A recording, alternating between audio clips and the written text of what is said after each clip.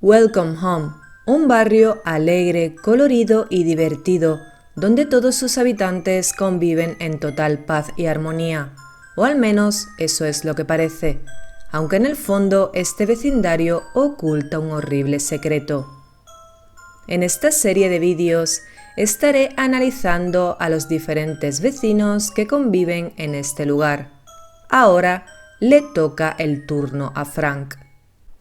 Posiblemente el vecino más inteligente en Welcome Home, Frank Frankly es el ratón de biblioteca experto en mariposas. A pesar de ser el más gruñón y el más gris de esta colorida cabalgata de vecinos, es bueno tener a alguien tan organizado y práctico en medio del grupo. Después de todo, le gusta ser franco, incluso si eso significa ser un poco borde, o lo que sea que eso signifique. La mejor amiga de Frank es la dulce Julie.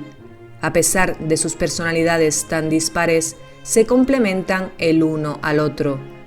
Esta cómica pareja de amigos van juntos a todas partes y se les puede ver cocinando y haciendo todo tipo de actividades. Gracias al arte conceptual encontrado, sabemos que Frank y Eddie mantienen una relación romántica, relación que parece ser conocida por el resto del vecindario, y cuando los veo, me resulta inevitable compararlos con la mítica pareja de Barrio Sésamo o Plaza Sésamo para los latinoamericanos, conocidos como Epi y Blas. Es más, encuentro cierto parecido entre Blas y Frank. Ambos tienen ese ceño fruncido constante y es más malhumorado que Epi, siendo este último más calmado y alegre como Eddie. Además, cuenta la leyenda que Epi y Blas también eran pareja.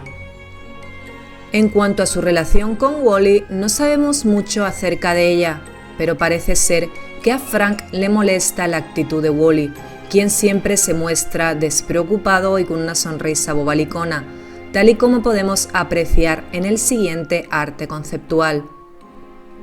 Y no me resulta del todo descabellado, pues Wally es muy egocéntrico y siempre quiere ser el centro de atención, por lo que puede que incluso increpe a Frank con comentarios jocosos, burlándose de su ceño fruncido y de dárselas de listillo, aunque esto solo es una suposición mía.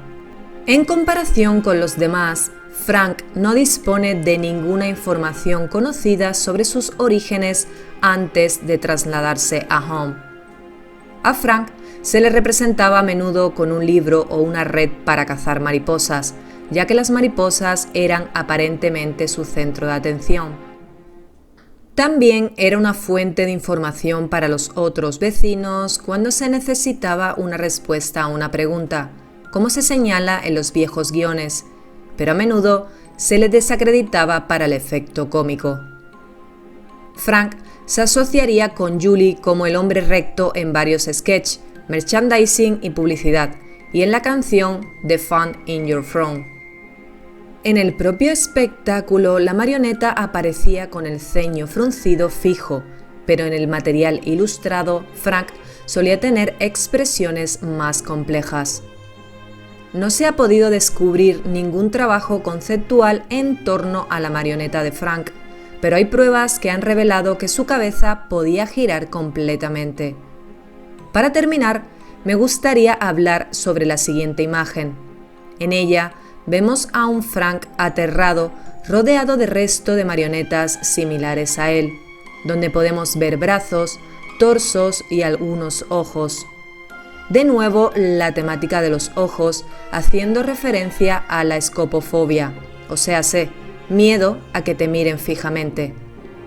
Esta imagen me resulta interesante porque, suponiendo que sea canónica, me da pie a formular una nueva teoría.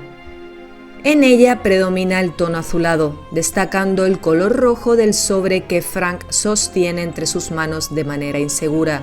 Y es que, si hacemos memoria, el equipo de restauración que abrió la web inició la investigación gracias a unas cartas que recibieron. Dentro de estas cartas había información y material acerca del show.